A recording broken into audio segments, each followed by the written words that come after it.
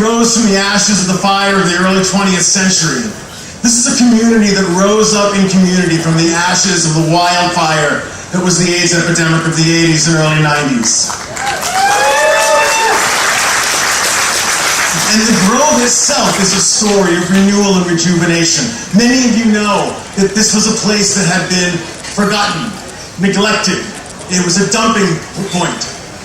And after over 100,000 hours of volunteer service, it's been transformed into a garden of tranquility, serenity, peace, and healing. And tonight when we gather under a million lights on a night that somehow isn't pouring rain,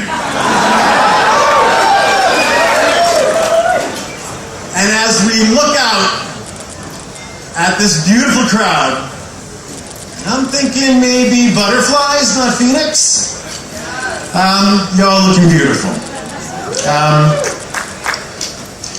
The Grove is a place where sometimes we come alone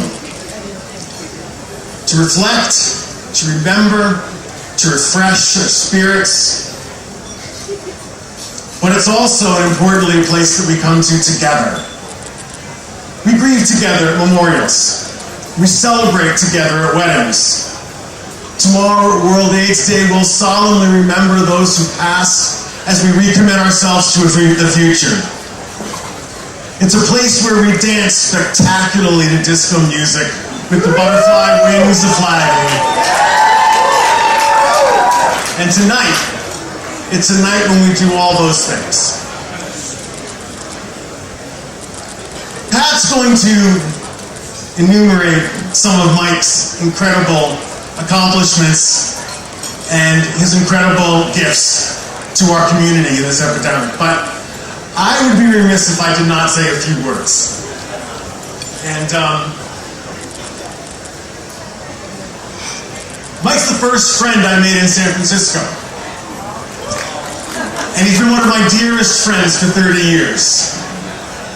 And beyond his soaring and majestic intellect, beyond his seemingly endless capacity for service to his recovery communities, the AIDS communities, long-term survivors communities, now the Jewish community, who don't you serve? He has the humility and the tenacity as a facilitator, which I think is one of his most extraordinary gifts. Despite being often the smartest person in the room, he manages to bring out the strengths and the insights and the brilliance of people around him. You find a way to forge consensus, even among incredibly disparate opinions and points of view. Your endless belief in people and community unleashes power in community and coalition as much now as it ever did in the days of ACT UP. In my personal life, he's been a catalyst for my activism, and I know for many of you as well. And even though he'll be the first to say that I'm much, much, much older than him, he's been a mentor to me as long as I've known him. As a friend, the consistency of support that he's shown me, and scores of you in this room, the deepening in wisdom and compassion that you displayed over this last number of years, and the fact that you can still make me laugh out loud like no one I've ever met, makes you a treasure to me and to this community. Mike, I cherish you.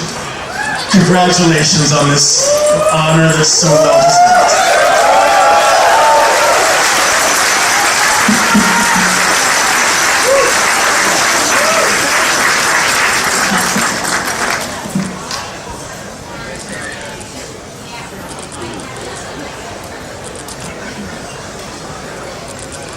Shriver's picture should be featured next to the word resilient in the dictionary. I'm going to once again just ask the folks in the back if they could just quiet down. I so badly want to honor this man and would like so much for folks to pay attention to him. Thank you. I'm going to start again. Mike Shriver's picture should be featured next to the word resilient in the dictionary. Ann Maston, who has studied resilience extensively, calls it ordinary magic, this wellspring capacity we have to prevail in the face of extraordinary hardship and suffering. It turns out there are three characteristics quite common to those who are most resilient. Mike is rich in all three. First, resilient people have a deep sense of purpose for something outside themselves, something larger than themselves. Mike's work with the Ryan White Planning Council, AIDS Watch, Needle Exchange, Mobilization Against AIDS, the San Francisco Health Commission, the National AIDS Memorial Grove, 18th Street Services, the list goes on and on and on. And it's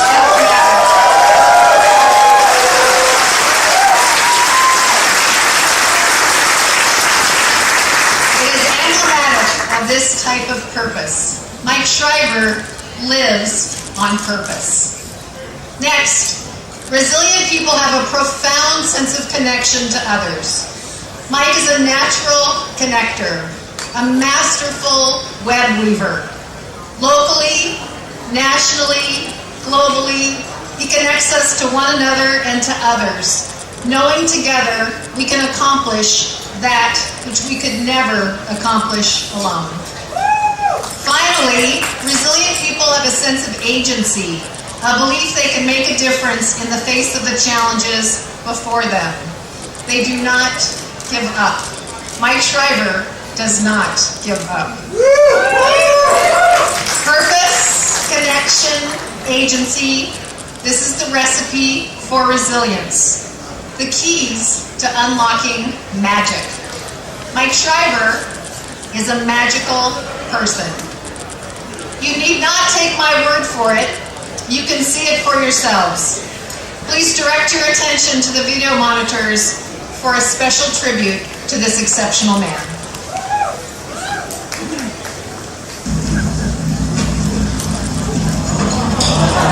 AIDS is the leading cause of death of all Americans ages 25 to 44, and for me, it is a very personal issue. I work at the National Association of People with AIDS. My name is Mike Shriver, and I'm a gay man who is living with HIV disease.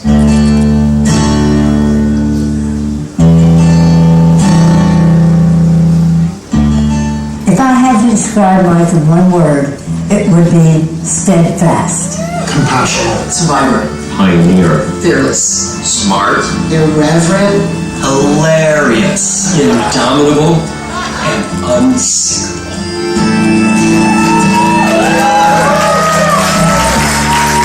You'll hear many people talk about his incredible policy acumen, amazing ability to take disparate points of view and help forge really compelling public policy. What struck me about him was how deep his knowledge and understanding was, as well as how broad it was. He had a really clear vision of what a just response to the epidemic could look like, and how, as a community and as a people, we could fight and win. Mike never gave in and he never gave up. The thing that I really appreciated about Mike was his ability to make people feel seen, to make people feel welcomed into coalition, and to work with a wide variety of people. He had an understanding of how different HIV was impacting different communities and how prevention was important in each community.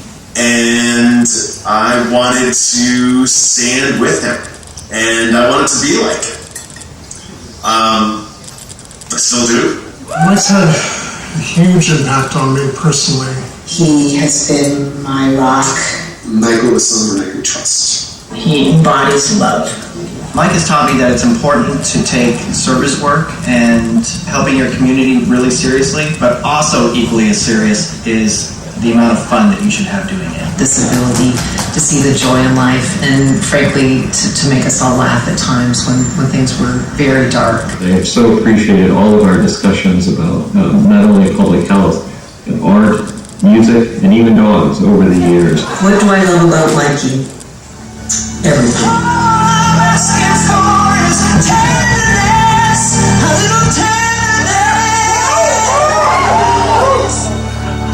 Mike, congratulations. The fact that you're being honored tonight is so well deserved. You're truly a bright light among human beings. Congratulations. I'm not really proud of you. I'm very lucky to be able to call you my brother. I love you. Love you. I love you, Mike Shriver. On behalf of your friends here in Washington, we cannot wait to see what you accomplish next.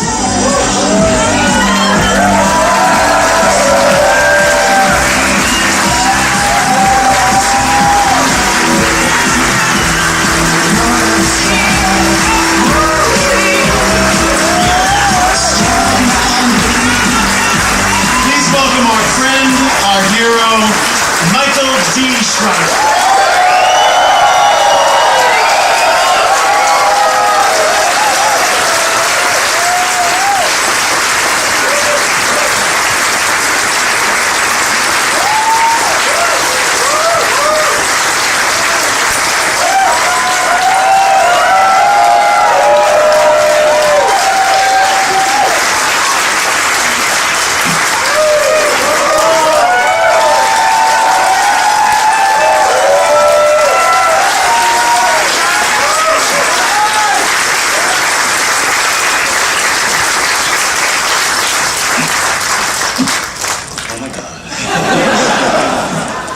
I have a confession to make. I often pride myself as having no feelings. My friends all know this.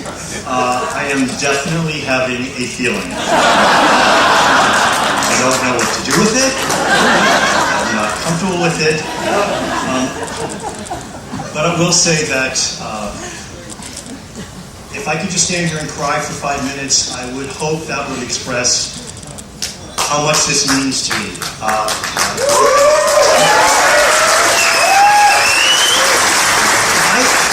And everyone else, people know me. I wrote notes. I'm going to ignore almost all of them.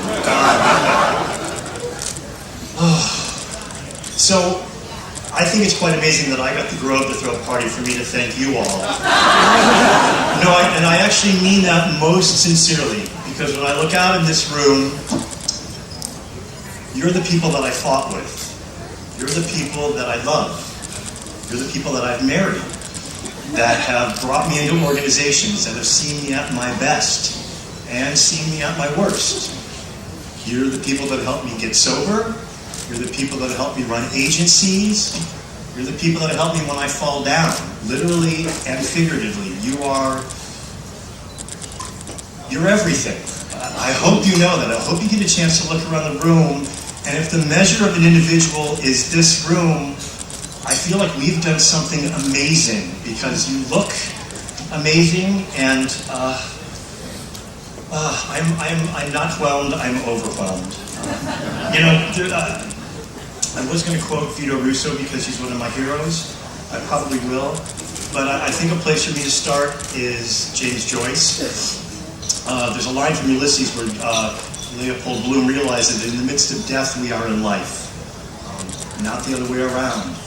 And if the one thing I've learned from our work in the epidemic is that life is what it's about. Fighting for it, securing it, protecting it, living it, dying for it, making it happen. Life, l'chaim. It is life. In the Dell, there's one of the rocks says l'chaim, to life. That's not a toast to me. That's not a well-wish to me. That for me is a challenge. That for me is a direct challenge on how I'm supposed to live my life. The goal of our existence is life. To preserve it, to protect it, to make sure that people have it, and that people have it equitably. And we talk about, in this city, getting to zero. We talk about our achievements in the epidemic, which are accurate and true and unfucking believable. And at the same time, it's not enough.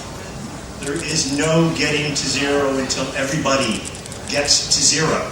There's just no other way around it. There's no way to talk about life unless everybody has equity and safety and decency and justice. I've been saying this recently, but I'm tired of the word disparity.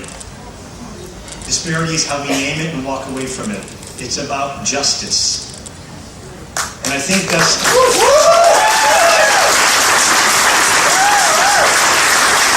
And I really think if there's anything you take home other than the fact that you suddenly have a feeling, is that our job is justice. When African Americans make up 5% of the city's population, but are 16% of the population living with HIV, and 26% of the homeless population living with HIV, there's no justice. That's not okay.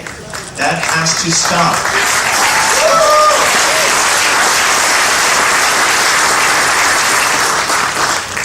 And I do mean to temper tonight's amazement with some sobriety.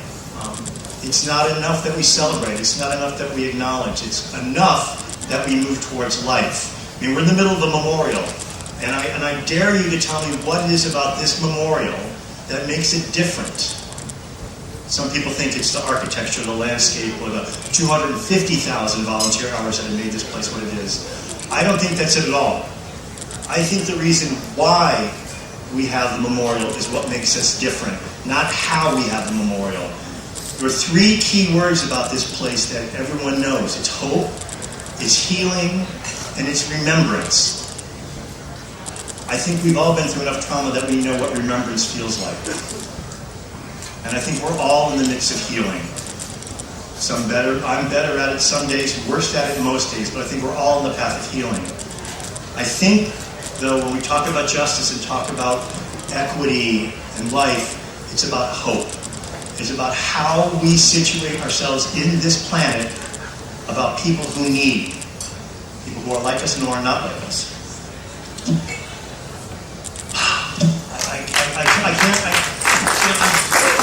I'm never at a loss for words, but I've had the privilege of serving on the board of directors of the Grove now for almost a decade, and I can't think of a more amazing group of individuals that I've been surrounded with in my lifetime. So for all the board members of the Grove, past and present, and there are some future ones here too, thank you. Thank you for letting me be part of you. Thank you for helping me come back to life. And thank you for keeping this place alive. And I would also be remiss to not point out the amazing staff that we have here. You've all been doing your job.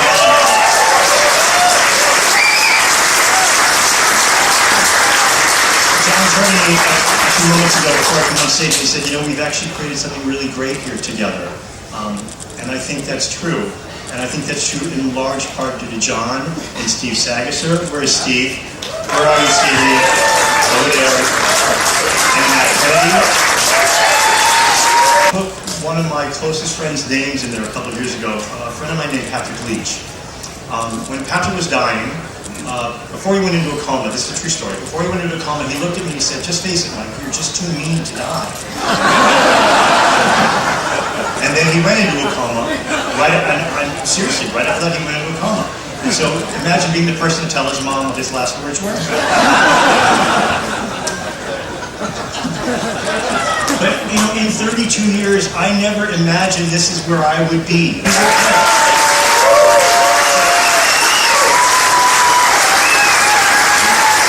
I want to close there. I really want to close on this last note. A couple of years ago, one of my dearest soulmates and I came up with this agreement that every year we start the year with a word. It's our compact. It's a word that we share that is about setting our intention for the year. And that word sometimes is a phrase. It's been a lot of different things. But in choosing a word, and I think the word that I want to choose for us is justice, but in choosing the word, the idea was that we needed to move beyond comfort. We needed to move beyond what was just where we were comfortable with each other, but move to a place where we could just actually challenge the soul of another human being. And I challenge you all to find that person in your life and find that compact in your life and make it. And I'm going to leave you with this. For my birthday, I went back to New York and I got to see Angels in America on Broadway again. I probably am the only gay man who has never seen a single show on Broadway except Angels in America. And I think I will die happy with that too. But at the very end of Angels in America, Pryor delivers a monologue that I think is really, really quite to the point. He says, this disease will be the end of many of us, but not nearly all. And the dead will be commemorated, and we'll struggle on with the living. And we are not going away. We won't die secret deaths anymore. The world only spins forward. We will be citizens. The time has come. Bye now. You're fabulous creatures, each and every one of you. And I bless you. More life.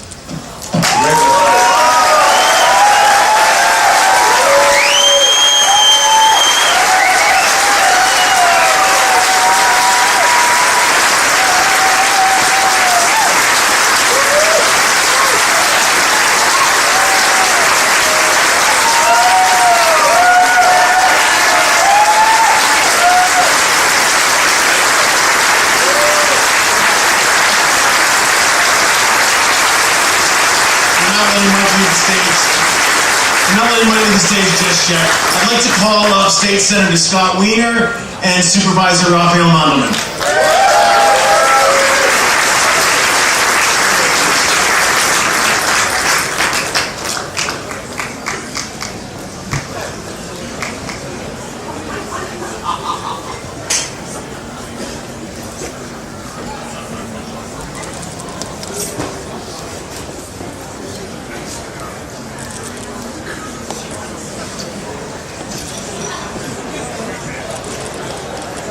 So let's hear it from Mike Shriver.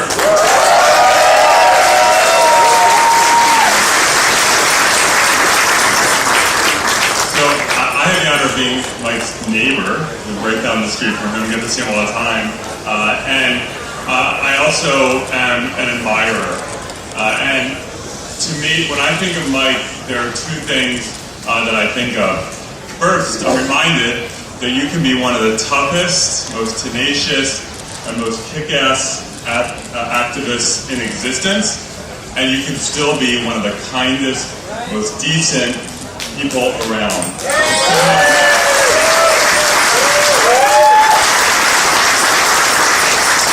And the two go hand in hand, fighting so hard because you care so deeply about this community, and you are just a hero. Someone who reflects the strength of this community. It's a community that's been beaten down so many times by society, by government, by a virus, and we keep coming back, and it's because of people like you, Mike, because of people who just will not give up, and you are just an inspiration to me and to so many, and we love you. We love you, we love you. Congratulations.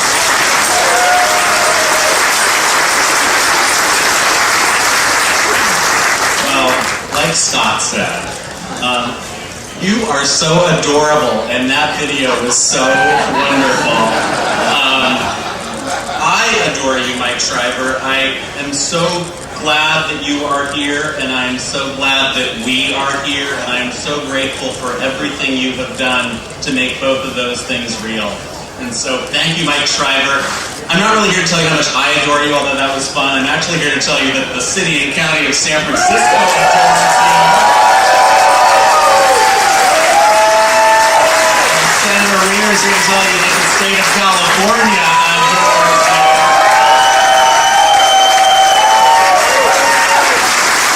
Thank you, Mike Shriver.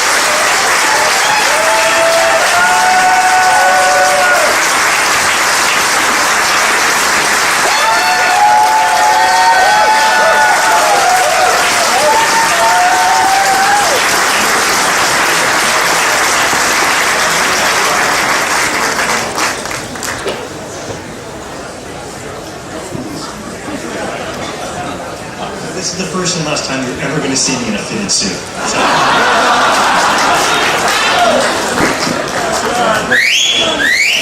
It's now my privilege to call to the stage our fearless leader and executive director, John Cunningham.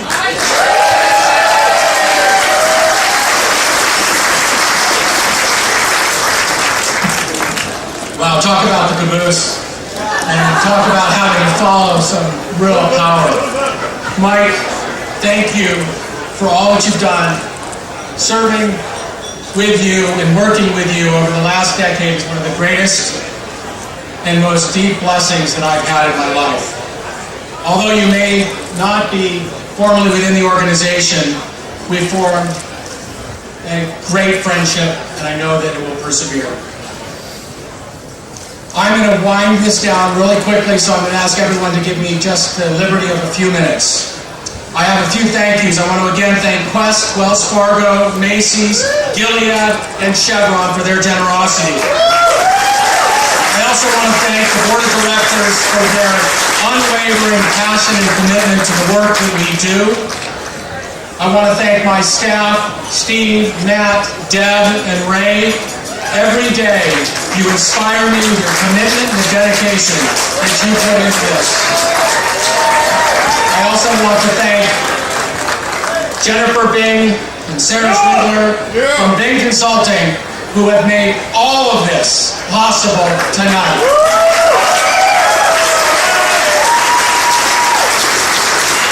I want to thank my husband Joel for putting up with me for putting all this together. Thank you, Joel.